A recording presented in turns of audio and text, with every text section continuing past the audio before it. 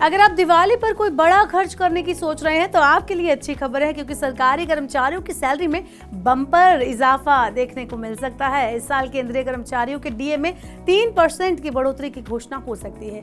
DA में होने वाली इस हाइक से सीधे 1 करोड़ कर्मचारियों और पेंशनर्स को फायदा होगा। हालांकि पहले ये उम्मीद थी कि 9 अक्टूबर को केंद्रीय मंत्रिमंडल की बैठक में इसका ऐलान किया जाएगा, लेकिन तब इसका ऐलान नहीं हुआ।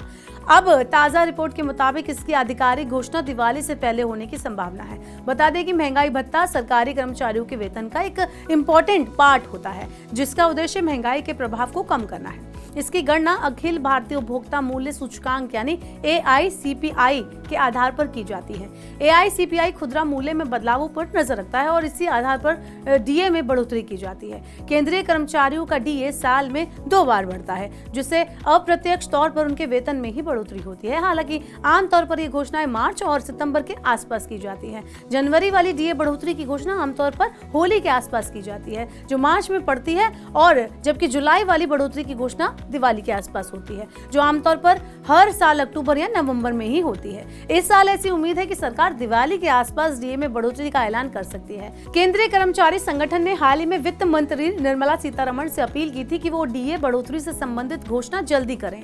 ऐसे में पेंशन भोगियों और केंद्रीय कर्मचारियों को डीए बढ़ोतरी की ऑफिशियल अनाउंसमेंट का बेसब्री से इंतजार है। बता दें कि वर्तमान में डीए 50% है, लेकिन अगर सरकार इसमें 3% की बढ़ोतरी और करती है तो नई दर 1 जुलाई 2024 से बढ़कर 53% हो जाएगी। इससे केंद्र की सरकारी नौकरी करने वाले कर्मचारियों को काफी ज्यादा फायदा होगा। पिछली बार डीए बढ़ोतरी के बाद जब 50% के पार पहुंच गया था, तब कर्मचारियों के दूसरे भत्ते भी बढ़ गए थे। इस साल अप्रैल में कर्मचारियों के बच्चों के शिक्षा भत्ते, जोखिम भत्ते, नाइट ड्यूटी भत्ते, ओवर टाइम भत्ते, संसद सहायकों को देय विशेष भत्ते और बच्चों के लिए विशेष भत्ते पर एवं विकलांग महिलाओं की देखभाल से जुड़े भत्तों में वृद्धि की गई थी। कर्मचारियों को आने वाले महीनों में ज्यादा वेतन तो मिलेगा ही, साथ ही जुलाई, अगस्त और सितंबर महीने का बकाया यानी एरियर भी मिलने की संभावना है।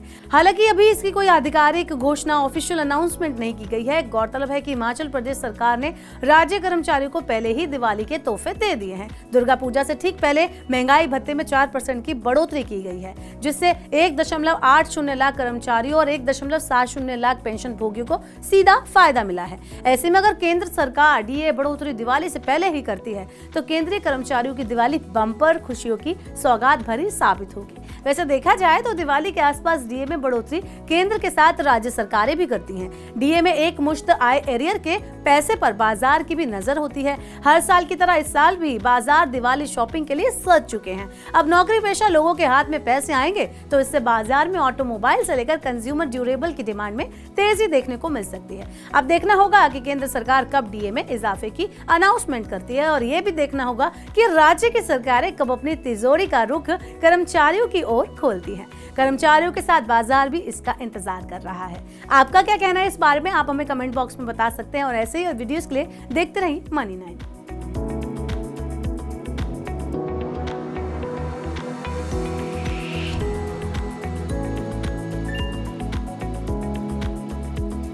जानकारी, सलाह और निवेश सब एक ही सुपर ऐप पर। पैसे का सवाल है, जवाब है मनी 9। आजादी पैसे की। अभी डाउनलोड